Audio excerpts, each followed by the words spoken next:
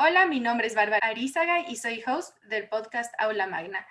En este episodio conversamos con Franklin Mayhuashka sobre su libro Cómo entender la economía del Ecuador desde 1965 a 2017. Franklin, es un gusto tenerle el día de hoy en el podcast de Aula Magna. A la orden, el gusto es mío. Para comenzar, quería preguntarle qué le inspiró a escribir este libro. La necesidad de tener un texto para comunicarme con estudiantes de un curso de posgrado que no habían tenido ningún antecedente de entrenamiento formal en economía y en administración. Era y sigue siendo la maestría en administración inmobiliaria. Se estaba iniciando esa maestría y los estudiantes eran fundamentalmente o arquitectos o ingenieros de civiles y de otro tipo. Y el material que había disponible era para personas que estaban siguiendo una carrera de economía o que en alguna manera habían tenido entrenamiento formal en eso. No había el material, un texto para eso. Y empezamos recogiendo artículos, escribiendo esto, este y otro, hasta que al fin, con el tiempo y las aguas, se fue formando el material que eventualmente dio la base para el libro. Claro está que una vez que ya tuve este material, el texto lo he utilizado no solamente, o lo utilicé no solamente en la maestría, sino también en cursos ya de economía, en fin, haciendo las adaptaciones correspondientes.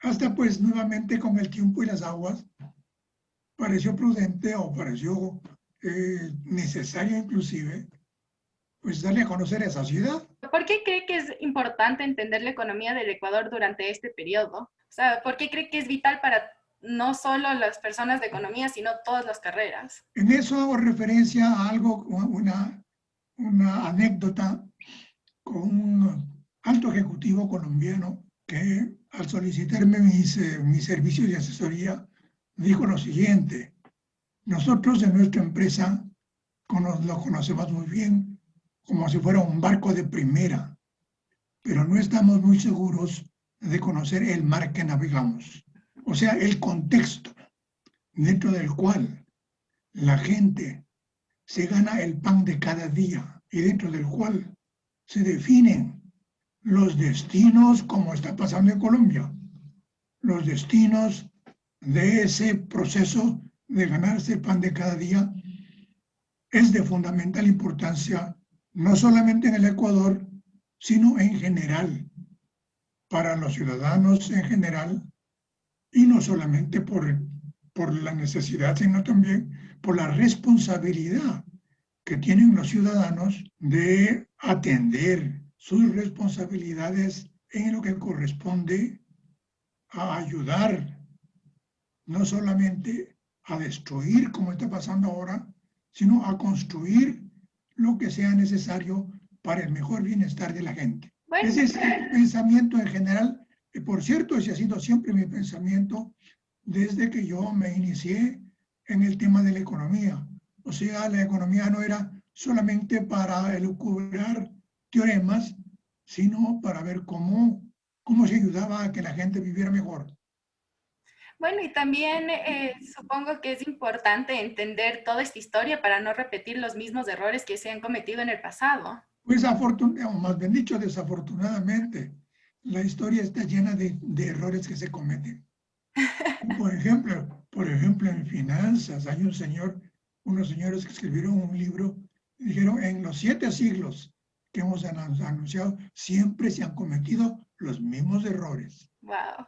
Durante su experiencia enseñando, ¿cree que la juventud ecuatoriana tiene una falta de conocimiento sobre economía en general y economía en ese periodo? En general, no solamente en la juventud ecuatoriana, uno lo encuentra que los jóvenes, por lo general, los que no están estudiando economía, pues están ocupados también en sus carreras, en sus profesiones. De modo que, a menos que en la universidad exista un currículo amplio en el cual los muchachos puedan hacer, como en la San Francisco, por ejemplo, que diferentes carreras eventualmente y obligatoriamente tienen que tomar un curso de introducción.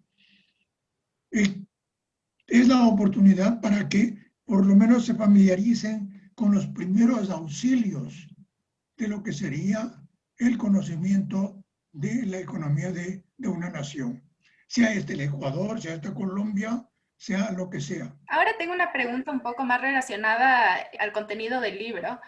Ahí en el libro dice que durante estos años hay 4 periodos definidos. La primera bonanza petrolera de 1965 a 1981. 2 décadas perdidas de 1982 a 1999. La segunda bonanza petrolera de 2000 a 2014 y un epílogo que es 2015 a 2017, en la cual la caída de los precios del petróleo, el tiempo que ha puesto en crisis. En el 2013 ya se comenzó a disparar la deuda externa, aun cuando el precio del petróleo era muy alto. Rafael Correa ya comenzó a endeudar el país. ¿Por qué comienza el epílogo en el 2015 y no desde que se comienza a endeudar el país? Porque no tiene mucho sentido comenzar a endeudar el país si es que el petróleo estaba bien. Eso es un poquito más complicado. Lo que pasa es que en el 2014 los precios del petróleo se fueron al piso. Pero comenzó el endeudamiento en el 2013, entonces eso es lo que me parece. Porque había capacidad de pago, sencillo. Había capacidad de pago y había la ilusión de que esa capacidad de pago se mantendría y que resulta que en el 2014 se vienen los precios al piso y pues si nos quedamos colgados de la brocha. ¿Cree que también parte de esta crisis se dio por el incremento del gasto público y el tamaño del Estado, que no era sostenible para la economía ecuatoriana? Bueno, eso ha venido, que eso se fue construyendo desde que Correa llegó al poder. Y uno cuando ve las cifras, indudablemente las cifras son muy favorables a los intentos del gobierno. El problema fundamental, como lo pongo en el libro, es que no, en vez de construir la base institucional, se destruyó la base institucional. Y entonces eso quedó como la casita en el aire. Acá en Colombia hay un autor de vallenatos que se llama Escalona, que es muy conocido por un vallenato que se llama La casita en el aire. Entonces quedamos sin la base institucional y es una de las razones por las cuales lo que se impulsó simplemente no tuvo dónde sostenerse y el país, de lo que tengo entendido en cuanto no me he mantenido al día de lo que pasa allá, pero está en situaciones difíciles. Tenemos la pandemia también además. Pero ese es el punto. Y el punto creo que vale la pena, es bien importante. El punto no es solamente de cifras, el punto es de elementos de trabajo con los cuales la sociedad, la economía, pueda mantener esas cifras, construir sobre esas cifras y hacer que esas cifras se transformen en bienestar para la gente y no simplemente en estadísticas para hacer alardes de buen funcionamiento, aunque eso también sea un espejismo. ¿Cuáles son elementos vitales para que funcione bien la economía y se pueda dar ese bienestar que habla? Si yo le diera la respuesta, pues ya me ganaba un Nobel. Es todo un conjunto de cosas, pero pues empezar con la gente, precisamente en la disciplina, en la economía, como disciplina, se ha dado una vuelta tremenda en la manera como se está trabajando la disciplina. Ahora la disciplina ya no se trabaja como se hizo por mucho tiempo, desde las universidades con unos señores que planteaban unos modelos, unos teoremas y con eso se iba tratando de hacer funcionar a la economía. Eso tuvo su auge, o sea, hay un periodo en el cual los economistas que iban por esa dirección ganaban todos los premios Nobel, hasta que en algún momento se llegó en la profesión, se llegó a la conclusión de que eso no era suficiente, necesario sí, pero que había que ponerlo en la dimensión que trajera bienestar a las personas, o sea, no bienestar según los modelos planteados por los profesionales, sino bienestar según las apreciaciones de la forma de vida de la gente. Y eso es lo que ahora está tomando mucha fuerza a nivel mundial.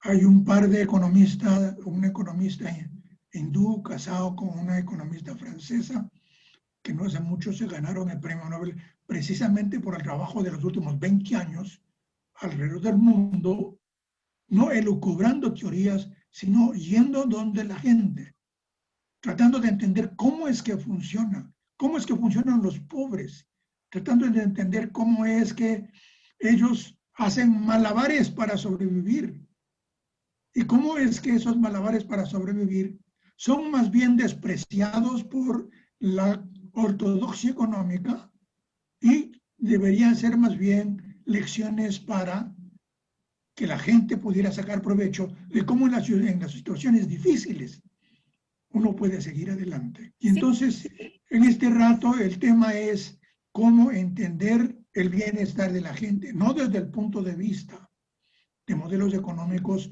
sacados sin contexto, sino más bien de modelos económicos, eso sí, pero construidos sobre contextos de cómo es que vive la gente. Sí, yo creo que eso es muy importante y no solo para los economistas, creo que también para los políticos o bastantes otras profesiones, es coger y irse a ver cómo vive la gente para en verdad entender cuáles son sus necesidades. Necesidades físicas y necesidades emocionales, que es uno de los temas fundamentales que también hay que abordar, porque pues uno de los problemas de la pandemia, por ejemplo, ha sido no solamente todas las restricciones de que hemos tenido que vivir, sino todo el descalabro emocional de mucha gente, pero de mucha gente. Durante la historia se ve que cuando hay más libertad económica hay más bienestar o mientras más se controla la economía se puede obtener más bienestar.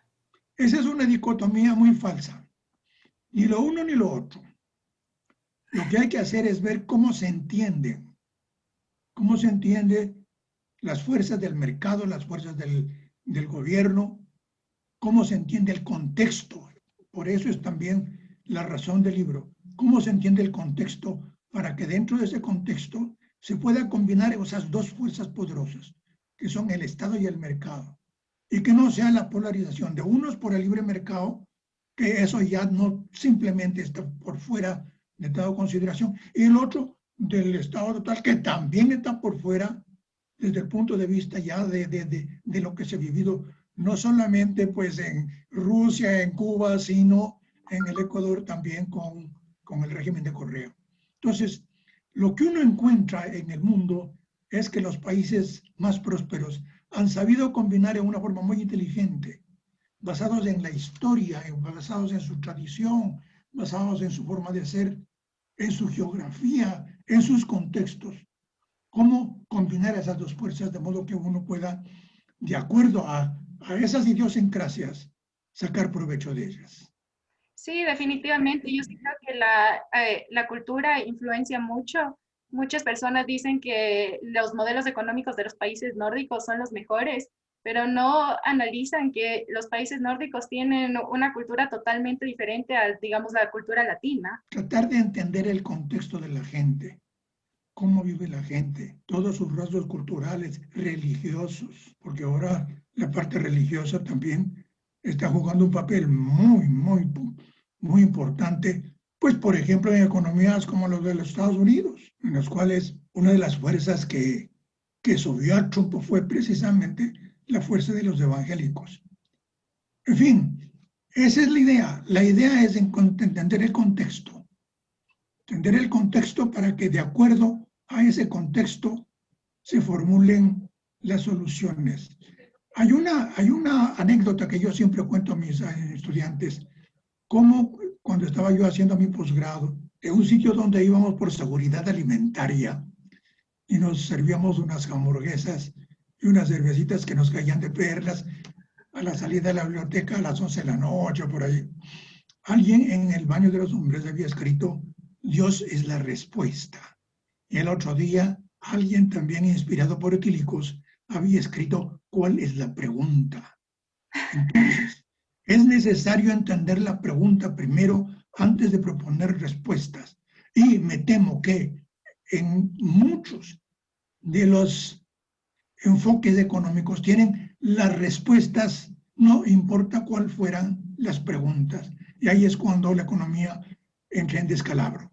Y por eso es que ahora es tan beneficioso que los investigadores, los ganadores de premio Nobel, empiecen por entender cuál es la pregunta para poder, en función de eso, proponer respuestas. No, y eso es sumamente importante y por eso quería seguir con la siguiente pregunta sobre el libro. Y es, sabemos que el petróleo ha causado épocas de bonanza en el Ecuador, pero ¿cuál ha sido la función de la agricultura en el desarrollo de la economía ecuatoriana? Pues el problema ahí ese es otro tema también. También estoy tratando en el libro, el capítulo que trata de la agricultura tiene un título que dice: el agricultor no siembra para hacer paisaje. A la agricultura se le ha dado toda clase de características míticas y resulta que el agricultor no siembra para hacer paisaje. El agricultor siembra para generar el sustento suyo, el de su familia. Entender eso es de fundamental importancia. Y es lo que en el texto toma como base. Es necesario primero pensar en cómo puedo generar la productividad de la agricultura, cómo hacer más con menos. Pero una vez que tengo esa productividad, si esa productividad no se transforma en ingreso, hemos perdido el tiempo. Es más, el agricultor quiebra. Y además, si ese ingreso no se transforma en una forma de vida que dé aliento a esos productores, simplemente lo que va a haber es más bien un desaliento, una desazón, y nos vamos a quedar en un círculo vicioso de poca productividad y mucha pobreza. No se olvide que la pobreza está concentrada en las zonas rurales y para mucho pues en el tema de la agricultura. Entonces, la agricultura hace parte de una cadena fundamental que Adam Smith, ese tipo es sensacional, por cierto. Les recomiendo que lean la riqueza de las naciones. Es un tratado de historia económica formidable. Y ahí van saliendo una cantidad de ideas. Pero él pone una noción, dice: la ruta de la opulencia tiene que estar enlazada: agricultura, industria y comercio exterior. Esa es la forma como trata el libro esa parte de la base productiva del país: agricultura, industria, comercio exterior, con los enlaces, dije la palabra, que deben existir y que se debe propiciar para que funcione. Y ahí viene un tema fundamental, y es que el papel de los mercados es de tremenda importancia. Y también el papel de la política gubernamental es de tremenda importancia. Entonces, no es lo uno ni lo otro, es cómo combinamos esas dos cosas para que en forma inteligente, de acuerdo a las preguntas que se quieran responder, se propongan las respuestas y las políticas adecuadas. Sí, tiene toda la razón. Y por eso quería preguntarle cuál cree que va a ser el efecto de los estallidos sociales que han habido. Bueno, en Ecuador se dio en octubre de 2019, pero están sucediendo en Colombia, en Chile. ¿Qué efecto va a tener eso en la economía de Latinoamérica? Bueno, problemas, pongámoslo así, es desafortunado esto. George Bernard Shaw, al principio del siglo XX, 1903, lo puso en una forma que nos es muy útil ahora. En las artes de la violencia y de la guerra, la humanidad tiene una creatividad increíble. En las artes de la paz, tiene una ineptitud increíble. Y eso lo estamos viendo. Qué fácil es destruir, qué difícil es construir. Bueno, y eso va con todo, porque digamos también con la confianza es súper difícil ganarse la confianza, pero la destruyen en un segundo. Entonces, lo que está pasando en Colombia, lo que pasó con Chile, es indudablemente una erupción de aspiraciones, pero que ojalá se puedan canalizar de modo que en vez de destruir la forma de vida de los pobres, de las pequeñas empresas, o pongámoslo así, que con la retórica de favorecer a los pobres se les está maltratando de una forma increíble, increíble. Sí, y como pregunta de cierre, quería preguntarle, después de analizar toda esta temporada hasta el 2017, ¿qué cree que nos va a venir en esta nueva década? ¿Se siente optimista? La nueva década. No es que me siento optimista, sino que es necesario ponerse en tónica optimista. Así uno no vea que las cosas hay, porque si no, pues sencillamente cierra, apaga y nos vamos. Y eso no hay cómo hacer con las naciones, eso no hay cómo hacer con los pueblos. Hay que pensar en términos que sí se puede, que va a ser duro indudablemente, pero que es muy necesario ponerse en la tarea de reconstruir. Tiene toda la razón. Muchísimas gracias por todo su tiempo hoy día. Creo que es un libro fundamental para todos los estudiantes y bueno, para todas las personas de cualquier país entender cada economía. Ha sido un gusto tenerle el día de hoy en el podcast de Aula Magna. Muchas gracias. Muchas gracias a ustedes. No te olvides de suscribirte y seguirnos en redes sociales.